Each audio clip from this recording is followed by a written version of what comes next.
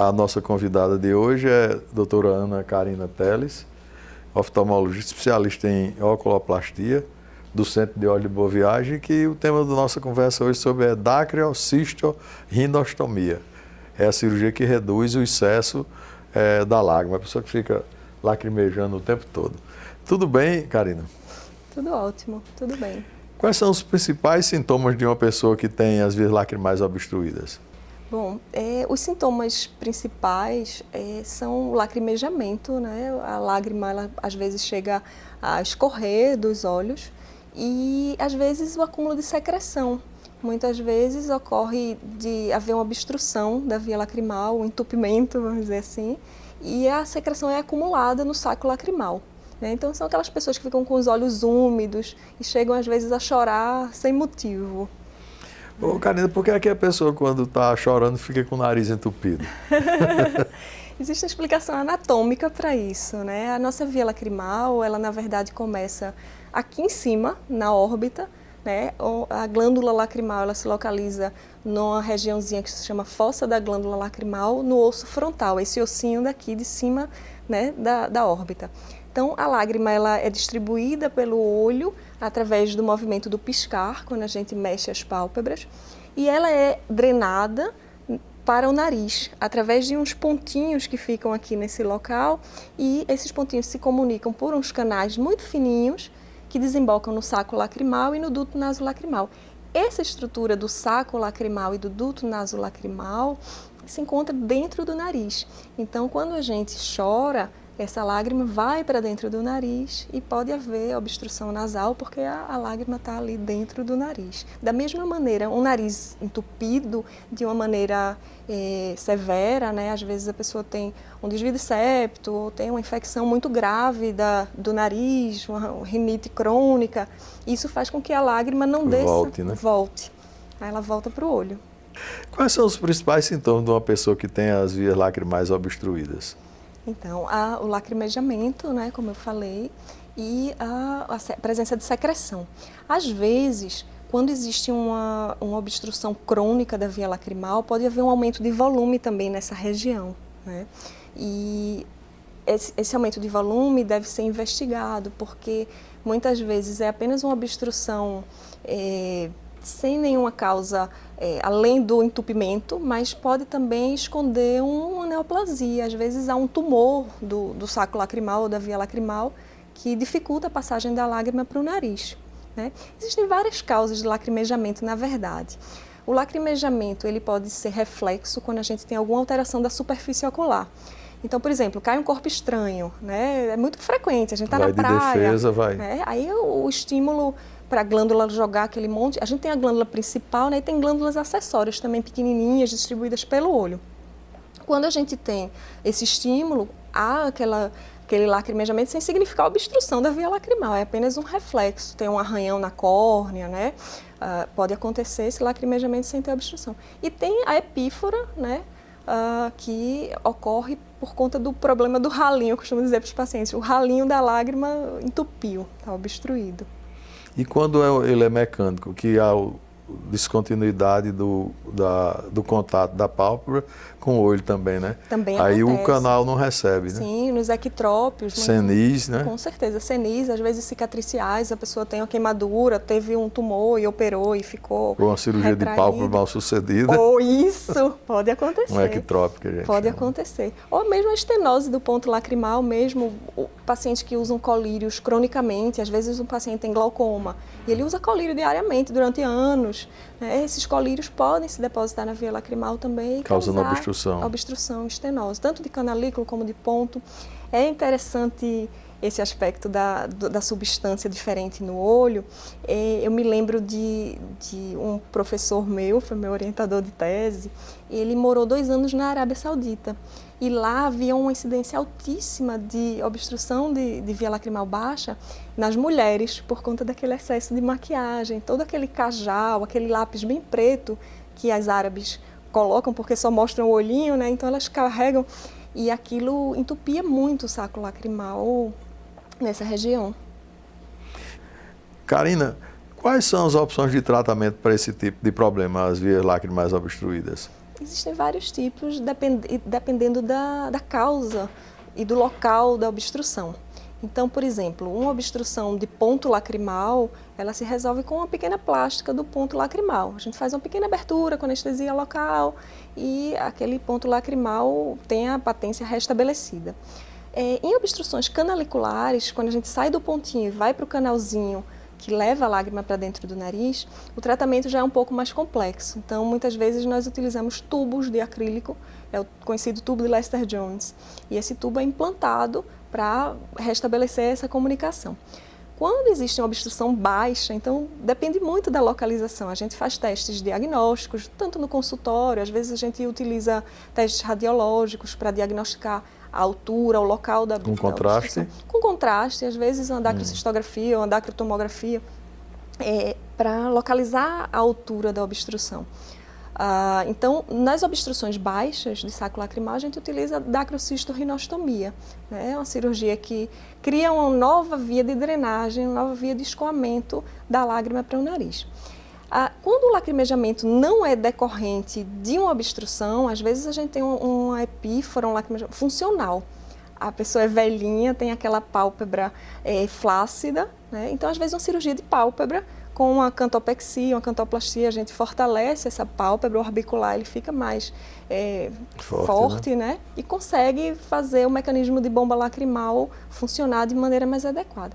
Em último caso, ainda existe a possibilidade da aplicação de toxina botulínica na glândula, né? Ele tem sido usado naqueles casos de lacrimejamento, de epífora funcional, ou naqueles casos de pacientes com condições de saúde que não permitam a cirurgia. Então, pacientes com cardiopatias graves, pacientes com uso de anticoagulante, que não tem como suspender o anticoagulante, eles não querem se submeter à cirurgia, eles podem ter a redução da produção lacrimal, levando em conta o olho seco secundário, que pode se estabelecer em alguns casos. Então, a pessoa está chorando muito e ela passa a ficar com o olho seco. Mas esse olho seco ele pode ser manejado com o uso de colírios lubrificantes, não é nada muito preocupante.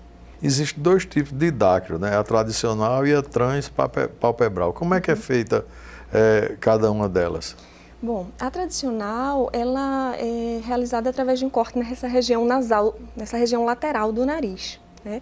É uma incisão de 1 centímetro, 1,5 centímetros, né? Mas é uma incisão que fica um pouco inestética, principalmente para quem usa óculos também, incomoda, né? Os óculos se apoiam exatamente naquela região.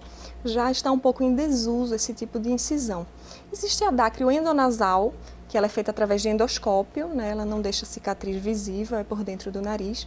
E existe a dácrio transpalpebral, que ela pode ser feita através de alguma preguinha, alguma ruguinha nessa região infraciliar ou até mesmo nasogenital. E a gente consegue esconder melhor essa cicatriz no pós-operatório, né? É uma cirurgia, assim, de porte grande, geralmente é feita com anestesia geral, né? Porque a gente vai precisar quebrar osso, é feita a osteotomia para se comunicar a região do saco lacrimal com a cavidade nasal em uma altura diferente da obstrução. Então, é desconfortável fazer apenas com sedação, com anestesia local, pelo fato de manipular muito, quebrar osso. Mas o aspecto estético fica muito satisfatório quando ela é feita por via transpalpebral, né? São pontinhos que são removidos com 6 dias, fica muito, muito interessante o aspecto estético desse tipo de procedimento transpalpebral. É possível que uma pessoa tenha um lacrimejamento excessivo e não possua obstrução? Sim, sim, como eu falei. No caso das... De um lacrimejamento funcional, às vezes a pálpebra... Dos equitrópios, né? Um equitrópio, uma flacidez palpebral, ou mesmo alguma coisa irritando o seu olho, ou um olho seco. Às vezes a pessoa tem um olho seco e fica chorando. Ora, meu olho está seco, como é que ficou úmido? Mas existe todo aquele... E a obstrução do ponto lacrimal, aí o tratamento é mais difícil, né? A do ponto é fácil, é com a puntoplastia. A gente consegue restabelecer o ponto. A do canalículo ela é mais difícil. Logo após o ponto, realmente a gente não tem como criar um novo canalículo. Então, a gente coloca esse tubinho de acrílico para substituir o canalículo. Existe a intubação da via lacrimal, que a gente utiliza muitas vezes silicone. Então, o silicone ele permanece 3 a 6 meses na via lacrimal para impedir que aquela cirurgia se feche, que aquela obstrução retorne. No caso de crianças que já nasceram com essas obstruções, também se faz necessária a cirurgia? Muitas vezes. Quando a criança é muito pequenininha e ela não tem sinais de infecção, então ela não nasceu com a dacriocistite, que a gente chama quando tem uma infecção do saco lacrimal. Ela consegue melhorar muitas vezes com massagens. A gente orienta os pais a fazerem a massagem em casa e a própria pressão hidrostática, né, a gente fazendo a massagem de maneira adequada, na maior parte dos casos resolve.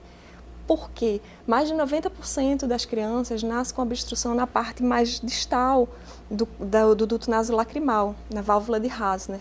Então é uma membrana muito fininha, porque a canalização ela termina no 8º mês de gestação. Então muitas vezes em prematuros, isso é frequente de acontecer. Criancinha que ficou em UTI e tal. E aí, com a massagem, até os 6 meses de vida, a gente tem uma boa resposta, sem precisar levar a criança para o centro cirúrgico. Após essa idade, já existe um outro procedimento um pouco mais invasivo, que é a sondagem da via lacrimal. A gente enfia, passa aquela sondinha, né, através do ponto lacrimal até o nariz e consegue também desobstruir sem, e tira imediatamente. E tira sem nenhum problema. Sem nenhum problema, sem precisar submeter a criança a um procedimento mais invasivo, como o adácrio. Karina, passe seu contato para quem quiser ter mais informações ou até mesmo marcar uma consulta com você. Tudo bem. Bom, o contato do Centro de Olhos é o 3326-2846. Agradecemos a participação da doutora Karina e para você em casa, não saia daqui, que logo mais estaremos de volta com outro bloco de Medicina Estética.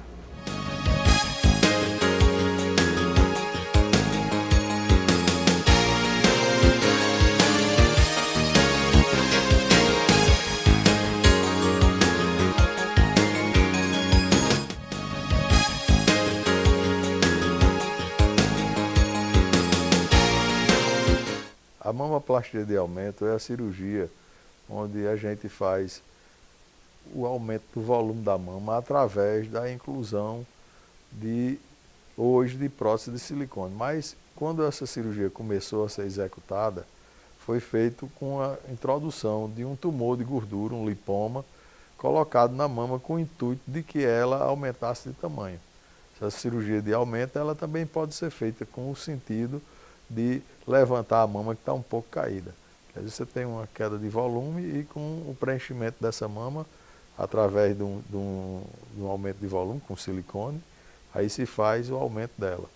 Ela evoluiu desde a colocação desse lipoma, se passou algum tempo atrás nos Estados Unidos, na época no começo de 1950, o Dr. Robert teve resultados muito desastrosa com a introdução de parafina líquida, até que foi procurando uma substância que fosse mais inerte ao organismo, que é o silicone. E esse silicone ele evoluiu através tanto da densidade dele, dos mais líquidos para os mais coesos, e com as capas dele de 5, de 6, de 8, ela evoluiu até o silicone de hoje.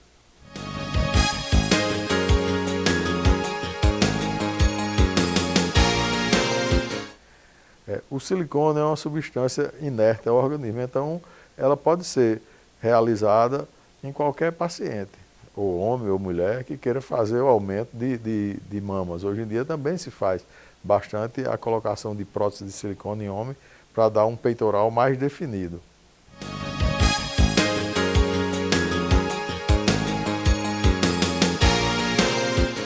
A colocação da prótese de mama para aumento, ela normalmente é feita por incisão inframamária, uma pequena incisão que se faz no suco mamário e por aí se faz a introdução da prótese. A depender do tipo da prótese, pode ser uma prótese gelatinosa e pode ser uma prótese líquida.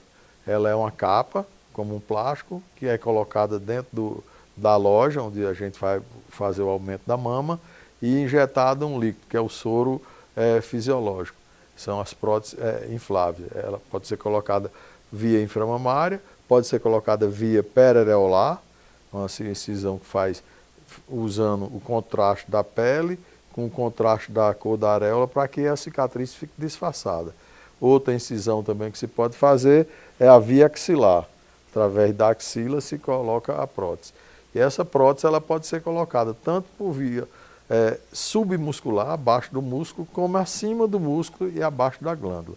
Então, existem essas opções todas. Também existe a via umbilical. Se faz uma incisão pelo umbigo, descola toda a área da loja e através do umbigo é colocado uma prótese. Esse tipo de prótese é obrigatório ser inflável, porque senão não se tem como passar por esse caminho. Quando chega na loja, abre, isso é feito através de videocirurgias e é colocado. Mas é uma cirurgia que pode trazer muitos problemas, porque não se tem um controle bom da hemostasia e da localização dessa loja. Eu diria, às vezes, até como se você fosse entrar no seu carro, em vez de entrar pela porta, fosse entrar pelo porta-mala. Mas é também uma via de acesso.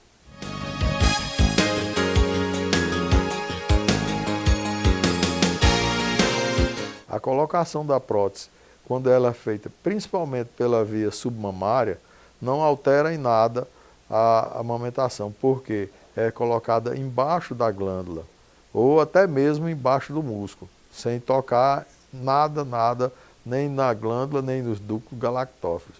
Quando essa prótese é colocada por via periareolar, aí sim se faz uma lesão em pequenos números de ductos galactóferos e diminui a amamentação numa mínima coisa, é coisa irrelevante. A mesma coisa a respeito da colocação da prótese por via axilar. Ela é colocada embaixo da glândula e não altera em nada a amamentação. No todo, a gente poderia dizer que por qualquer uma das vias, a gente não teria nenhum prejuízo na amamentação, porque a parte funcional dos ductos é minimamente lesada.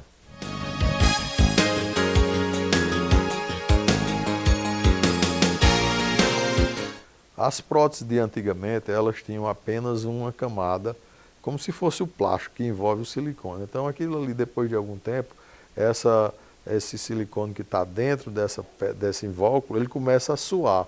E o organismo faz uma rejeição, como se fosse isolar aquilo. Ele faz uma coisa chamada retração capsular. Essa retração capsular, ela pode ser bastante intensa e às vezes dá o aspecto até de pedra mesmo, você pegar aquela mama endurecida. Então se passou a usar um silicone que ele é cheio de reentrânciazinhas, entendeu? Que é para disfarçar isso. Esse silicone é colocado também via supramuscular e faz com que essa retração seja diminuída. É preconizado, depois da utilização desses 7 camadas, que não se troque nunca essa prótese. Muito embora a Anvisa diz que de 10 em 10 anos se deve trocar. Mas se não houver retração capsular nenhuma, você pode usar uma prótese a vida toda. Inclusive, eu tive casos de trocar prótese de paciente ainda quando as próteses eram lisas, não eram dessas enrugadas, que são chamadas de texturizadas. Eu tive a ocasião de trocar essas próteses com 25 anos de uso e elas estarem perfeitas ainda.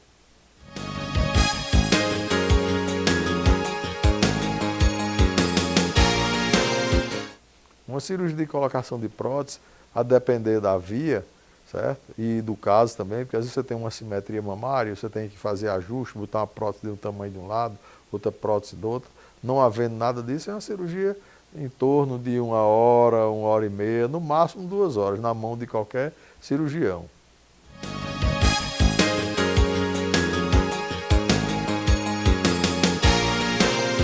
Normalmente a cirurgia é feita na paciente com anestesia geral, peridural ou bloqueio. Pode-se usar qualquer um desses tipos de 3 anestesias, dessas 3 anestesias. É feita, vamos dizer, se o paciente opera pela manhã, de tardinha para a noite já pode ir para casa. Não tem nenhuma contraindicação e nenhum repouso maior, a não ser a movimentação dos braços se tornar menos intensa, principalmente nos 3 primeiros dias, porque a complicação que a cirurgia da prótese dá é o hematoma, ou seja, o sangramento. Já que essas próteses hoje elas são texturizadas, é como se fosse uma lixazinha.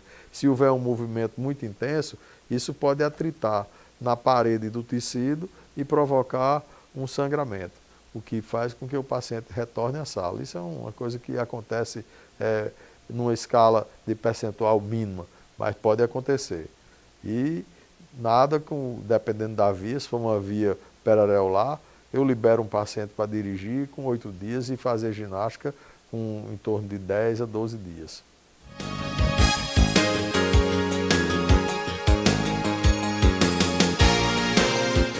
Nos Estados Unidos, há umas 2 décadas atrás, foi proibido o uso das próteses de silicone gelatinosas. Se fazia apenas o uso da prótese salina, que é a prótese que tem o preenchimento através do soro fisiológico, devido a essas retrações capsulares. E se associou muito isso à possibilidade do silicone ser cancerígeno. Isso vai trazer tumores de mama e então houve uma suspensão do uso do silicone. O FDA americano proibiu o uso do silicone, mas hoje isso aí já foi liberado, porque foi provado que não tinha nenhuma correlação entre o uso da prótese e o câncer. Nos Estados Unidos a frequência de uso de prótese é muito grande e, coincidentemente, essas mulheres que tiveram câncer poderiam ter também a prótese. Isso foi apenas um aspecto de coincidência, não tinha nada que se pudesse levar a uma pesquisa de percentual que justificasse a incidência do câncer com o uso do silicone. Então isso foi liberado e hoje usa qualquer tipo de prótese sem nenhuma restrição.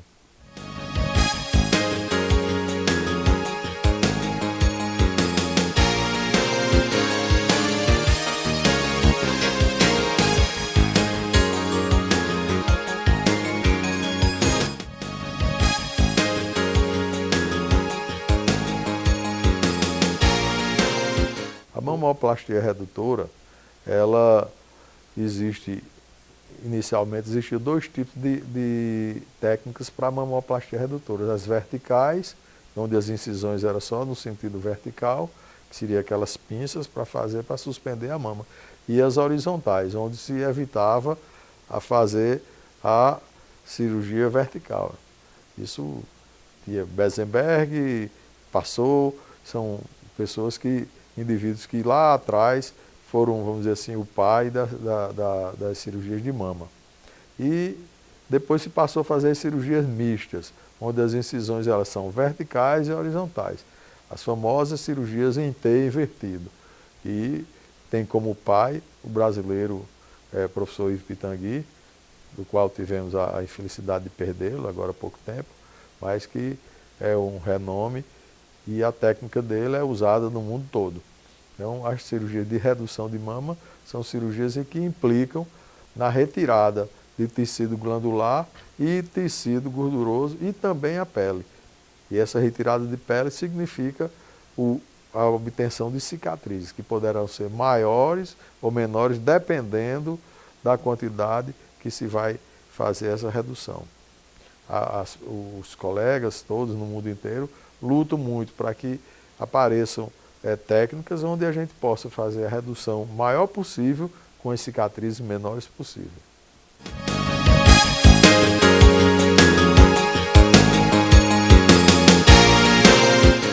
A indicação da cirurgia de redução de mama, além de ser indicada com os fins estéticos, é indicada também com os fins de reparadores.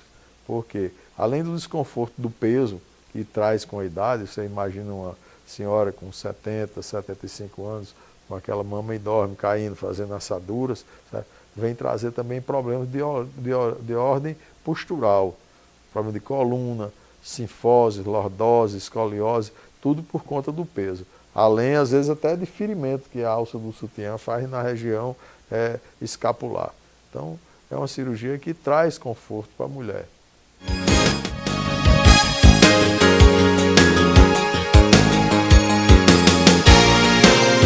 A hipertrofia mamária, que é a mama grande, ela faz com que o paciente, no caso a mulher, leve esse peso o tempo todo, às vezes 2, 3 quilos de mama, e isso faz com que, na hora da respiração, ela como estivesse levantando aquele peso.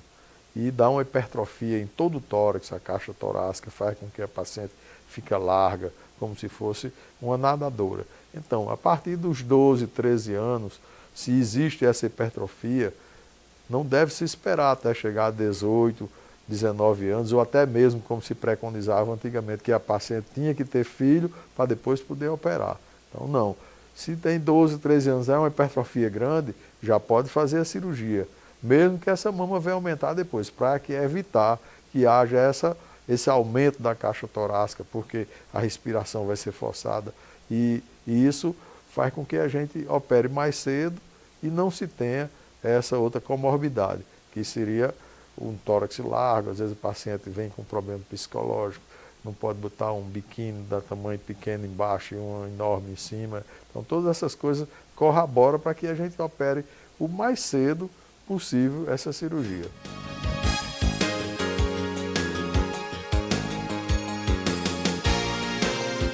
O pós-operatório da cirurgia de redução de mama é um pós-operatório, vamos dizer assim, delicado. Não tem dor, certo? Mas as cicatrizes, por serem na região peitoral, no tórax anterior, qualquer movimentação em termos de abdômen ou de levantar braço ou de um esforço maior, faz com que haja uma tração nessa cicatriz. E as cicatrizes, elas precisam ser de boa qualidade, para que não deixe tanto rastro a cirurgia. Porque, vamos dizer assim, o calo da cirurgia plástica de mama é a cicatriz. E se a gente obtiver uma boa cicatrização, tem tudo para que o resultado seja aquele que tanto desejado pelo médico como pela paciente.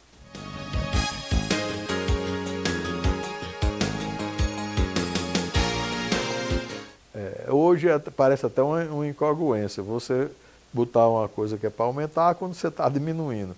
Mas quanto maiores as reduções nas cirurgias de mama, a gente tira muita vascularização do tecido remanescente, aquele tecido que fica, o tecido que não foi tirado na cirurgia. Então essa vascularização faz com que a irrigação desse tecido remanescente seja menor e haja uma absorção no pós-operatório. Até uns 6 meses esse tecido que não ficou irrigado, ele morre e tende com que o organismo lentamente vai absorvendo isso.